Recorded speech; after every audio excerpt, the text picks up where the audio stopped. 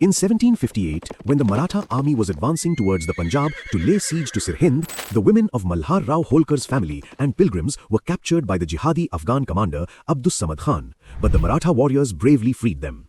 This epic is just before the siege of Sirhind. It was the cold season of January 1758. The weakness of the Mughal Empire in northern India had spread to a power vacuum, and Ahmad Shah Abdali's Afghan invasions had destabilized the Punjab. The Maratha Empire had reached its peak, and under the leadership of Raghunath and Malharrao Holkar, the Maratha forces had captured Delhi and was now marching toward Punjab. Holkar's army also included family members, women and pilgrims.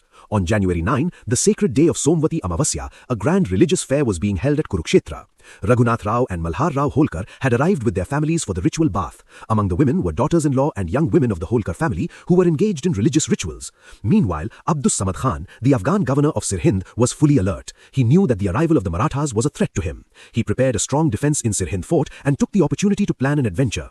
A detachment of his soldiers suddenly attacked Holkar's convoy near Shahabad. The group of women and pilgrims separated from the main army was surrounded. Several women were captured and taken towards Shahabad by Afghan cavalry.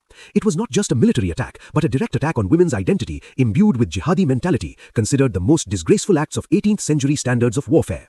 As soon as the news reached Malharrao Holkar, silence spread through the Maratha camp. Holkar was a disciplined commander, but this insult was deeply personal. The women of his family were trapped in the clutches of the Afghans. Holkar's armed forces, which were deployed to protect the convoy, immediately swung into action. These soldiers were the chosen warriors of the Maratha cavalry, swift, skilled, and utterly loyal. Despite being separated from the main army, he did not lose heart and prepared to counterattack.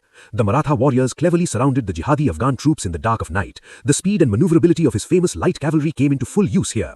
First, they fired a shower of arrows from a distance, causing Afghan horses to panic and their ranks to scatter. Then the Maratha warriors started to attack in Chapamar war style.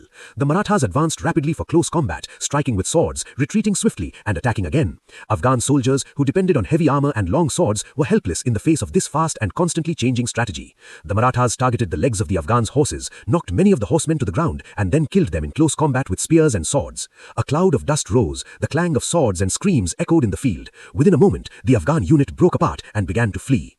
Then came the most important moment, when the captive women and pilgrims were safely freed and brought to Holkar's main camp. Afghans suffered heavy losses in this war. Many were killed, their horses were seized. This rescue operation was so quick and decisive that Jihadi Abdus Samad Khan's move was completely reversed. This incident may have remained hidden in the main war stories, but its importance is no less. It boosted the morale of the Maratha army and set the stage for the siege of Sirhind. This story reminds us that behind great historical battles lie smaller acts of extraordinary courage, moments that uphold honor, bravery, and humanity.